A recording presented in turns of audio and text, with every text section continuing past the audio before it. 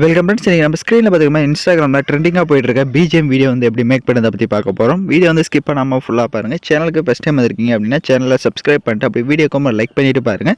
இப்போ வீடியோக்குள்ளே போகலாம். உங்கள் மொபைலில் கைன்மாஸ்டர் அப்ளிகேஷன் ஓப்பன் பண்ணிவிட்டு நியூ ப்ராஜெக்டை கிளிக் பண்ணுங்கள்.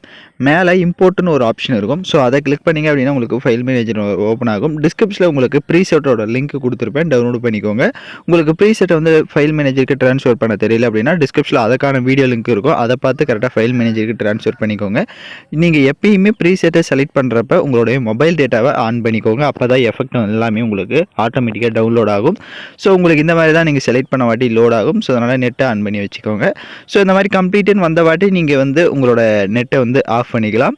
ஸோ இப்போ பார்த்தீங்க அப்படின்னா இதில் வந்து இன்புட் ஆகி உங்களுக்கு வந்து கரெக்டாக வந்து ஃபோட்டோஸ்லேருந்து எல்லாமே செட் ஆகிட்டு இருக்கும். இதில் வந்து நம்ம ஃபோட்டோஸை மட்டும் சேஞ்ச் பண்ணணும். அப்புறமா ஃபோட்டோஸை கரெக்டாக அலைன்மெண்ட் பண்ணணும். ஸோ அதனால் வீடியோஸை வந்து கரெக்டாக பாருங்கள்.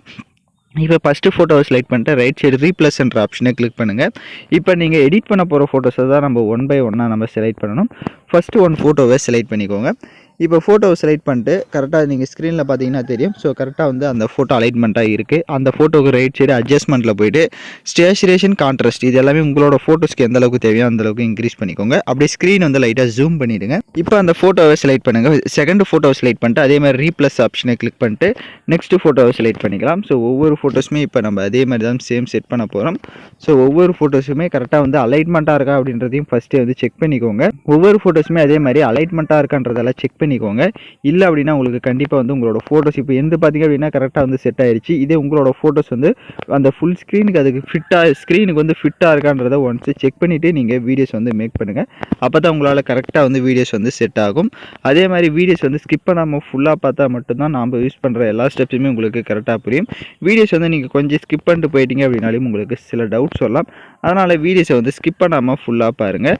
ஸோ இப்போ இங்கே எக்ஸ்ட்ரா இமேஜஸ் வந்து ஆட் பண்ணோம். ஸோ அதனால் அந்த ஃபோட்டோவை செலக்ட் பண்ணுங்கள்.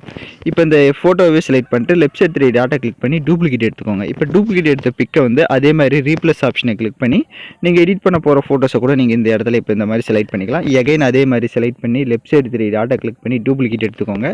எத்தனை செகண்ட் ஆடியோ இருக்கோ அத்தனை செகண்ட் அதே மாதிரி அந்த ஃபோட்டோவை மட்டும் டூப்ளிகேட் எடுத்து செட் பண்ணிக்கோங்க. உங்களுக்கு கரெக்டாக வந்து ஃபோட்டோஸ் வந்து கரெக்டாக ஃபிட்டாக வந்து செட் ஆகிடும். ஸோ இப்போ பார்த்தீங்க அப்படின்னா இன்னும் ஒரே ஒரு ஃபோட்டோஸ் வந்து செட் பண்ணோம். ஸோ கரெக்டாக பார்த்தீங்க அப்படின்னா அந்த ஃபோட்டோஸை செலக்ட் பண்ணிங்க அப்படின்னா உங்களுக்கு சாங்ஸ்லேருந்து எல்லாமே பர்ஃபெக்டாக வந்து செட் ஆகிடும். இப்போ ஸ்க்ரீனில் பார்த்தீங்கனாலே தெரியும். ஸோ வந்து 17 செகண்ட் சாங் இருக்குது. 17 செகண்ட் நம்ம ஃபோட்டோஸ் வந்து கரெக்டாக மேக் பண்ணியாச்சு. எகைன் சொல்லிடுறேன், ஃபோட்டோஸ்க்கு எல்லாமே அட்ஜஸ்ட்மெண்ட்டில் போய்ட்டு ஸ்டேச்சுரேஷன் கான்ட்ராஸ்ட் இது எல்லாமே உங்களோட ஃபோட்டோஸ்க்கு எந்த அளவுக்கு தேவையோ அந்தளவுக்கு இன்க்ரீஸ் பண்ணி செட் பண்ணிக்கோங்க. இப்போ நம்ம வீடியோஸை ஃபுல்லாகவே கரெக்டாக வந்து கம்ப்ளீட்டாக வந்து மேக் பண்ணியாச்சு. நான் சொன்ன ஸ்டெப்ஸ் எல்லாமே கரெக்டாக ஃபாலோ பண்ணிக்கோங்க. இப்போ வீடியோ வந்து ப்ளே பண்ணி பார்க்கலாம். இப்போ பார்த்தீங்கன்னா வீடியோஸ் வந்து சூப்பராக வந்து அந்த பீட் எஃபெக்ட்டுக்கு ஏற்ற மாதிரி நம்ம மேக் பண்ணியாச்சு. இப்போ வீடியோவை எக்ஸ்போர்ட் பண்ணிக்கலாம். ஓகே ஃப்ரெண்ட்ஸ், இந்த வீடியோ பிடிச்சிருந்தால் லைக் பண்ணுங்கள், ஷேர் பண்ணுங்கள், சப்ஸ்கிரைப் பண்ணிட்டு கூட இருக்க பெல் பட்டனையும் கிளிக் பண்ணிக்கோங்க. அப்போ தான் நம்ம சேனல்ஸில் போடுற எல்லா வீடியோஸோட நோட்டிஃபிகேஷன்ஸும் உங்களுக்கு உடனடியாக வரும்.